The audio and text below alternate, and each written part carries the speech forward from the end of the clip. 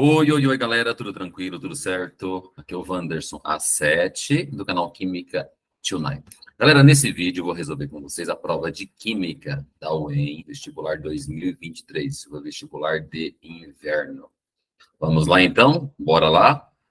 Deixa eu compartilhar com vocês aqui. Pronto.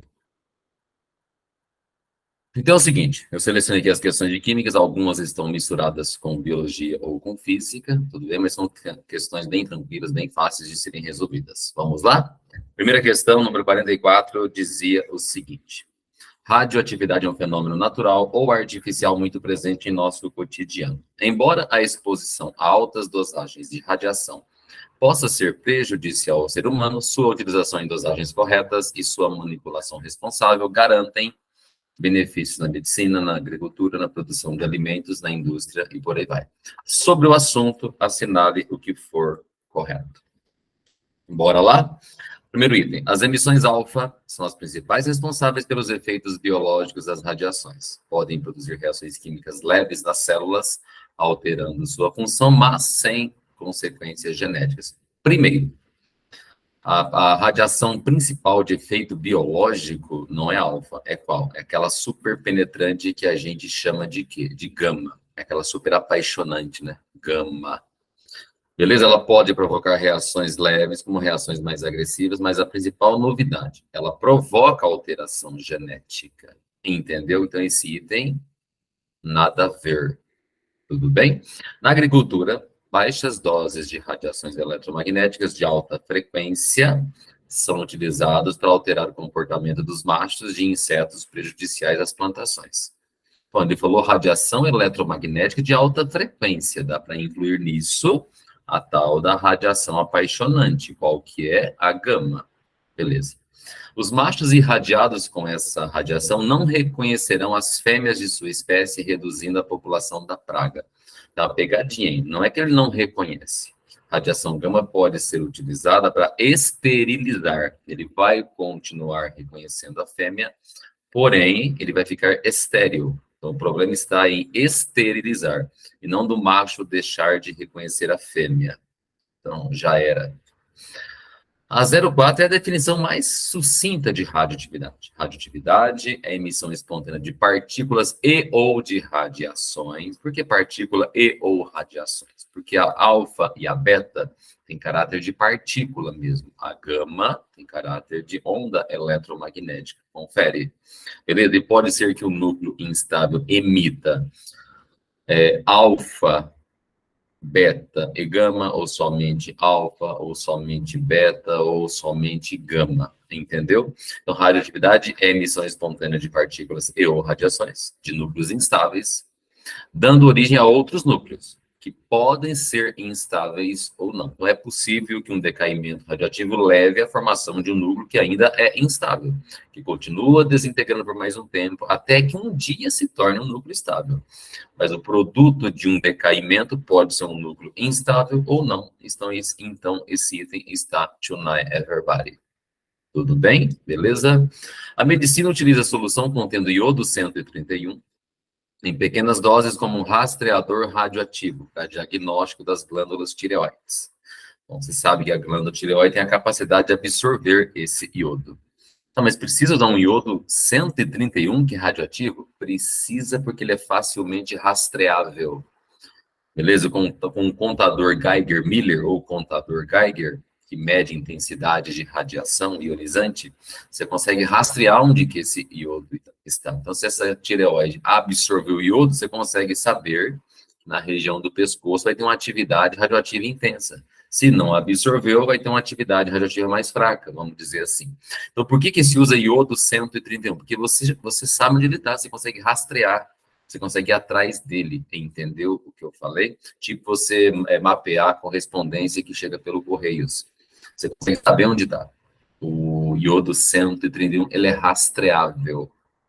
Entendeu? A medicina utiliza solução contendo iodo 131 em pequenas doses como um rastreador radioativo para diagnóstico das glândulas tireoides. Um contador Geiger ou Geiger-Miller colocado na região do pescoço, determina a habilidade dessa tireoide em absorver o iodo. Ou seja, esse aparelhinho colocado na região do pescoço vai conseguir saber, medindo os níveis de radiação, né? Se a sua tireoide absorveu bastante ou não absorveu bastante iodo. Por que não usar o iodo normal? Porque ele não é rastreável. Tudo certo?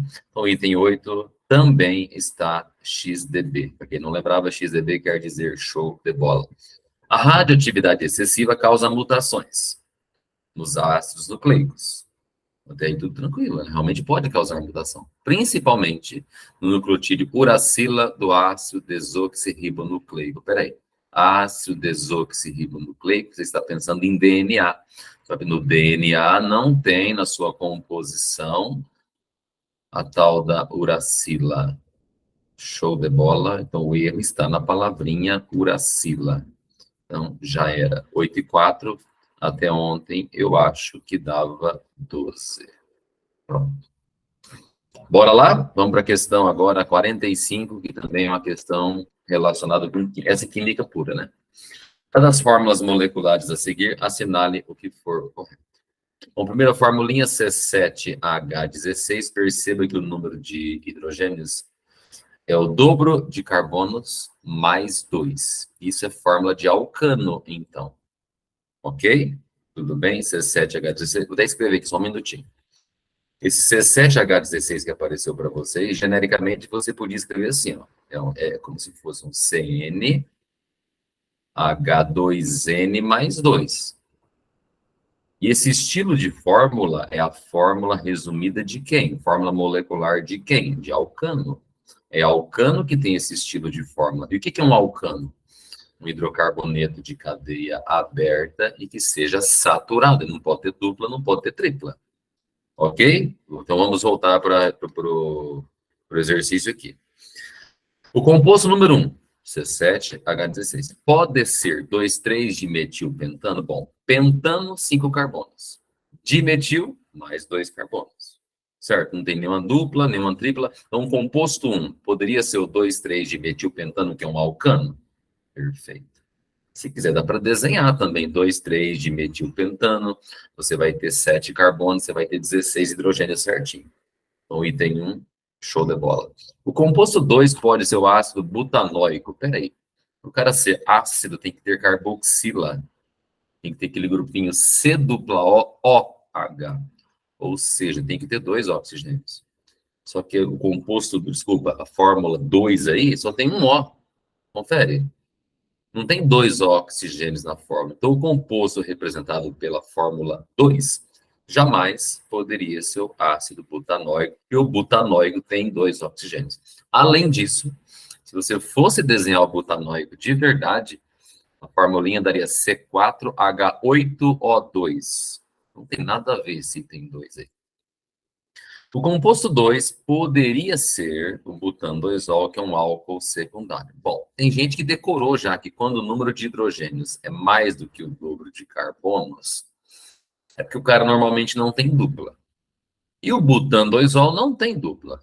Ah, mas não consegui guardar tudo isso, professor. Então, beleza, vamos fazer bonitinho. Vamos montar esse negócio aí. Butan-2-ol, e ainda está perguntando se ele é um álcool secundário. Vamos ver se é verdade isso. Como que você monta butan-2-ol? Quantos carbonos tem? But, são 4. Butan, as ligações são todas de que tipo? Simples. Ele disse 2-ol, então no carbono 2, você pendura uma hidroxila. Vamos completar os hidrogênios, é muito fácil, né? Muito de boa. Ó, completei, tá prontinho aqui. Beleza? Agora, esse é o butan-2-ol. Confira para mim a fórmula molecular. Quantos carbonos ele tem? 4. Quantos hidrogênios ele tem? Se você contar direitinho aí, eu acho que deu 10. E quantos oxigênios ele tem? Tem um só. Ou seja, deu C4H10O, que é a formulinha que o exercício te deu. Vamos voltar lá então, o que ele diz? O composto 2 poderia ser o butan-2-ol? Poderia. Ele é um álcool secundário? Como a hidroxila está ligada? Vou voltar aqui para te mostrar melhor. Como a hidroxila está ligada num carbono que é secundário, o álcool também é secundário. Esse item está perfeitinho, né? Está show de bola mesmo. Cadê? Composto 2 poderia ser o butandoisol? Pode. Ele é um álcool secundário? Ok. Então, 0,4 está XDB. Pronto. 0,8. O composto 2 pode ser a butandoizona. Peraí, butandoizona tem que ter dupla. Quando uma molécula tem dupla, não tem como o número de hidrogênios ser maior que o dobro de carbonos. Então não tem como? Não tem. Ah, mas eu quero que você desenhe butandoizona. Vamos ver lá. Como é que desenha butandoizona? Quantos carbonos você tem? Um carbono você vai ter 4. Eu disse butan, ligações todas simples. Eu disse 2-ona. Então, no carbono 2, você vai ter que ter uma dupla O. Isso caracteriza uma função cetona, certo? H3, H2 e H3. Beleza. Mas se você analisar a fórmula molecular para isso, é C4H8O, que é diferente de C4H10O. E ele ainda diz que essa molécula de butandoizol é isômera do butandoizol. Esquece, é impossível, porque o butandoizol é C4H10. Butanona é C4H8. Então, esquece. Ele colocou no exercício butandoizona, foi um capricho, né? Porque não precisa falar butandoizona. Porque não tem outro lugar para colocar a dupla O, a não ser no carbono 2. Então, se dissesse apenas butanona, estava super claro, super tranquilo. Mas vamos voltar lá, então. Tem 2 erros aí, né? Primeiro, o composto 2 jamais pode ser a butandoizona. Segundo erro, que a butanona não é isômera de função do butandoizona. Nem isômeros eles são. Então já é. A 16 é um presente, né, galera? O composto 1, que é um hidrocarboneto, pegou? Está dizendo que ele pode ser um hidrocarboneto insaturado, solúvel em água. Tem 2 problemas aí. Lá no comecinho do exercício eu falei que esse hidrocarboneto, esse tipo de fórmula, corresponde a um alcano. O alcano não tem dupla. Então não pode ser insaturado. Outro problema, os hidrocarbonetos são apolares, eles não se dão bem com água. Eles não se dissolvem em água. Beleza? Então, o composto 1 pode ser um hidrocarboneto insaturado? Não. Solúvel em água? Também não. Então, está tudo errado. Resposta 4 e 1 são as corretas. 4 e 1 normalmente é igual a 5. Pronto. Show de bola, questão 45, bem de boa, né? Foi o que o pessoal achou mais fácil nessa provinha da UEM, inverno 2023. Vamos embora? Essa foi a mais trabalhosa, pelo que me disseram. Questão 46. Sabe-se que uma substância X reage com a substância Y, produzindo a substância Z e W. E considerando as 2 reações descritas no quadro a seguir, realizadas sob as mesmas condições, assinale o que for correto. Muita gente se perdeu aí, porque ele, antes da reação, fala de X e Y. Depois da reação, fala de Z e W. Mas depois da reação, tem um X e Y de novo. Mas por quê? É o X e Y que pode ter sobrado, pode ter reagente em excesso. Só que esse estilo de tabela deu uma bugada na cabeça de muita gente. Como que eu gosto de fazer isso? Vou fazer de um jeito um pouquinho diferente. Eu vou desconsiderar os excessos. Vou reescrever a reação para você. Então, vamos lá. Quem são os reagentes? Um deles é o X. Quem que é o outro reagente? O outro é o Y. Quem são os seus produtos? Um deles foi chamado de Z e o outro produto foi chamado de W. Eu não vou colocar na minha equaçãozinha aqui esse X e Y final, que eles representam apenas possíveis sobras, possíveis excessos, tudo bem? Eu vou colocar no meu esqueminha, na minha resolução, apenas aquilo que realmente reagiu. Vamos pensar. Quantos gramas você tinha de X? Tinha 40, professor. E lá no final sobrou X? Não, 0 gramas. Então reagiu os 40 gramas de X. Reagiu tudo. Quantos gramas de Y tinha no começo? Ah, tá marcando 100 aqui. Só que lá no final você percebeu que tem 51 sobrando. Você não gastou 100. Quanto que realmente reagiu? Reagiu, bom, 100 menos 51, eu acho que dá 49. Tranquilo, já apagar aqui minhas anotações. Vamos embora para frente. O Z, ele falou, você produziu 71 gramas. E o W, você não sabe. Ele chamou de azinho. Mas pensa, vamos pensar uma coisa bacana aqui. Lei de Lavoisier. O que diz a lei de Lavoisier? Numa reação química, a somatória das massas dos reagentes é igual à somatória das massas do produto. Na verdade, lado esquerdo você tem 40 gramas de X, 49 de Y, total 89. do lado direito você vai ter que ter 89, do mesmo jeito. Você já tem 71 de Z. Quanto falta para chegar em 89? Vai estar faltando 18, então.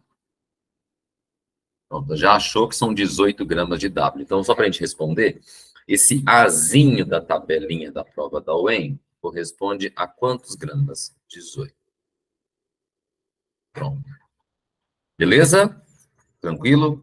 Só que na reação número 2 tem uma porrada de incógnitas aí. Você não sabe nem o B, nem o C, nem o D, né? Então, vamos montar uma outra linha aqui bonitinha. Mas tem uma sacada muito fantástica que está aqui, ó. O Z é produto. Então, para o produto não tem negócio de excesso e limitante, óbvio, né? Foi produzido 71 gramas de Z na primeira e foi produzido 21,3 na segunda. Até aqui tranquilo? Você consegue perceber que de 71 para 21,3 é como se eu tivesse multiplicado essa quantidade por 0,3? Se fosse 71 para 203, era o triplo. Mas não é 203, é 21,3. É como se eu tivesse multiplicado essa receita por 0,3. Faz sentido? O que isso quer dizer, professor? Que as quantidades que realmente reagem na segunda reação é 0,3 a quantidade da primeira reação. 71 de Z, se multiplicar por 0,3 dá quanto? Dá 21,3. Na reação 1, você produziu 18 gramas da substância W. Se multiplicar isso por 0,3, estou pensando na lei de proporção é a mesma. Quanto que vai dar? 18 vezes 0,3 dá 5,4. Você podia fazer por regra de 3 também. 71 está para 21,3, assim como 18 está para X, qualquer letrinha que você quiser usar. Vamos pegar o Y. 49 na primeira reação. Multiplica isso pelo fator 0,3. Eu acho que vai dar 14,7. Perceba que eu estou multiplicando todo mundo por 0,3. E o X, professor? 40 vezes 0,3. Eu acho que isso dá 12. Então, as quantidades que realmente reagiram na segunda reação foram 12, 14,7, 21,3, 5,4. Beleza, agora cuidado, tem uma pegadinha aí. Vamos achar as letrinhas agora. Vamos achar a letra a D, que é bem facinho. O Dzinho, que é a quantidade de W, quanto que vale? Vale 5,4. O Czinho. Cadê o Czinho? O Czinho está aqui. Certo? Quanto que vai dar? 14,7. Cuidado que a quantidade de Y que reagiu na primeira reação não foi 100. Você tinha 100, mas sobrou 51. Então, o que reagiu foi 49 só. A conta é feita com o que reagiu. Beleza? Agora tem uma pegadinha muito maluca no Bzinho. Na sua tabelinha o Bzinho deu 12. Cuidado. 12 é a quantidade que realmente reagiu. Você percebe que no final sobra 6 gramas de X. Então, se 12 é o que reagiu, mas no final sobrou 6, quer dizer que você tinha mais do que 12 no início. A quantidade original do B não era 12, era quanto? Era 18. Essa é a única pegadinha do exercício. Esse B valendo 18 e não 12. 12 é o que reagiu de fato. Mas no final sobrou mais 6, quer dizer que eu tinha 18, 12 reagiu, deixou de existir e sobraram 6 gramas no final. Beleza? Agora acho que dá para responder de boa, não dá? Vamos lá? Deixa eu usar a tela maior, que fica mais bonitinho. O valor de A é 18. Até esqueci já, deixa eu voltar aqui. Melhor responder por aqui. O valor de A é 18. Ok. O valor de B é 18? Também. O valor de C é 30? Cuidado, 30 é para a pessoa que achou que tivesse reagido 100 gramas na primeira linha e multiplicou isso por 0,3, daria 30. Só que a quantidade de Y que reagiu na primeira reação não foi 100, foi só 49. Então, o valor de C não é 30, é só 14,7. O valor de Dzinho é 14,7? Não, o Dzinho corresponde a 5,4, nada a ver. O reagente limitante na reação 1 é o Y. Peraí, olha para a reação 1. Você teve uma sobra de 51 gramas de Y. Se sobrou Y, ele é o reagente em excesso. Limitante é o cara que não sobrou nada. O limitante seria o X e não o Y. Show de bola? Então, que itens estão corretos? 1 e 2. Essa somatória deve ter dado 0,3. Deixa eu arrumar, vou deixar bonitinho aqui, ó. Item 1 correto, 2 correto, errado, errado, errado. Somatória 0,3. Bora, Bill, vamos lá? Vamos para a questão de número, agora 47. Agora mistura um pouquinho de física, né, com química. Diz assim, em um sistema gasoso, a energia interna está relacionada a diversos fatores. Energia interna é aquilo que você chama na aula de física de delta U. Confere, acho que essa é a letra que vocês mais usam, né? E ela está relacionada a diversos fatores, diversas modalidades de energia, entre eles, movimento de translação, movimento de rotação, vibração entre moléculas ou íons ou átomos. Bom, o conjunto dessa coisa toda aí é o que se chama de energia interna perfeita, ou perfeito este item. Se um sistema recebe uma quantidade de calor Q do ambiente, ele utiliza uma parte, vamos dizer, e realiza trabalhos sobre esse meio. Ele pergunta qual é a variação da energia interna. Bom, ele recebeu uma quantidade Q. Ele está gastando uma quantidade W. Então, vai ter um saldo aqui que a gente vai expressar de que jeito? Q menos W. XdB. A entropia é uma medida da desordem de um sistema, ou medida do caos, certo? O termo desordem está relacionado a uma distribuição mais homogênea da matéria ou da energia pelo sistema. Bom, definição simples de entropia é a medida da desordem. Uma definição mais bonita é o grau de distribuição da matéria ou da energia. Quando essa matéria está mais bem distribuída, ou essa energia está mais bem distribuída, você diz que a entropia aumentou o grau de distribuição dessa energia.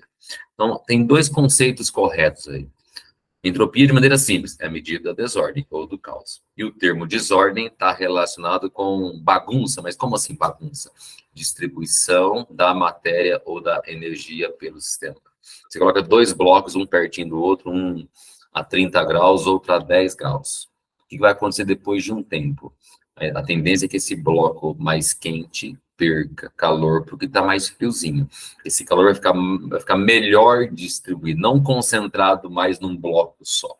Ele vai distribuir pelos dois, aí depois vai atingir um negócio que se chama de equilíbrio térmico, óbvio. Mas o termo entropia, exatamente a desordem, e desordem tem a ver com essa distribuição mais homogênea da matéria ou de energia pelo seu sistema. Perfeito. 08 fala sobre o tal do ΔG. ΔG você usa para prever se um processo é espontâneo ou não. Confere, ou se ainda o processo está em equilíbrio. Para quem não lembrava, o ΔG você pode calcular por uma formulinha bem bacaninha, que é assim, ΔG é igual ao ΔH, que é a variação de entalpia, né? Menos o tal do termo entrópico, que é o T∆S. Essa é a continha que você faz para calcular o ΔG. Só que nesse exercício da UEM, não precisava fazer conta nenhuma. Era só pensar de maneira qualitativa, né? Quando esse ΔG ele tem um valor menor do que zero, é porque o seu processo ele é espontâneo. Confere? Quando você faz a continha e percebe que esse ΔG ele é positivo, maior do que zero, que tipo de processo você tem? Tem um processo não espontâneo. Só que, às vezes, esse ΔG ele é exatamente igual a zero. O que significa ele ser igual a zero? Que tanto a reação de ida quanto a de volta é possível. E toda reação que vai e volta, depois de um tempo, ela atinge uma situação muito bonita, que você chama de quê? Eu chamo isso de equilíbrio químico. Confere? Então, quando a variação de energia de Gibbs, ou ΔG, de uma reação for exatamente igual a zero, significa que essa reação está em equilíbrio. Perfeito. Show de bola. A entropia do universo, que é resultante da soma da entropia do sistema e também da vizinhança, ele diminui nos processos espontâneos. Espera aí, a tendência da bagunça é sempre aumentar. Entende? A entropia do universo, o normal é ela aumentar. O normal é o negócio bagunçar sempre, cada vez mais. Então, a entropia do universo, ela aumenta nos processos espontâneos. Então, esse item é incorreto. Eu acho que a somatória deve ter dado 15. Pronto. XDB. Vamos embora? Questão de número 48, que também tem um pouquinho de física e química agora, né? Diz assim: no tratamento de água e esgoto, há diversos processos físicos e químicos que ocorrem em grandes reservatórios. Geralmente, o tratamento é composto pelas seguintes etapas: coagulação e floculação, que é você adicionar um agente floculante e cria partículas grandes que se precipitam. E aí você vai provocar a decantação, que é a próxima. Depois vem filtração, depois vem desinfecção, que pode ser com cloro, né, ou outras coisas. Fluoretação, se for a água da estação de tratamento de água, usa flúor para prevenção de cáries. Tudo bem? Assinale o que for correto. A pressão hidrostática, bom, perguntinha de física, né? A pressão hidrostática em um ponto situado no interior de um líquido, em equilíbrio no reservatório, depende da razão. Razão você entende como sendo divisão, eu acho, né? Razão entre a profundidade em que esse ponto se encontra e a densidade do fluido. Vamos lembrar um negócio aqui que vocês já viram. Pressão hidrostática. Eu acho que uma das formas que vocês aprenderam a calcular na aula de física é densidade vezes G vezes o H. Esse H representa a profundidade, né? Densidade, o Gzinho, que é um valor fixo, que você sabe, né? Da gravidade, aceleração da gravidade, e o H de altura. Pode ser, mas aqui é legal falar de profundidade. Perceba que a densidade, ele perguntou razão entre profundidade e densidade. A densidade e a profundidade não estão sendo divididas, estão sendo multiplicadas.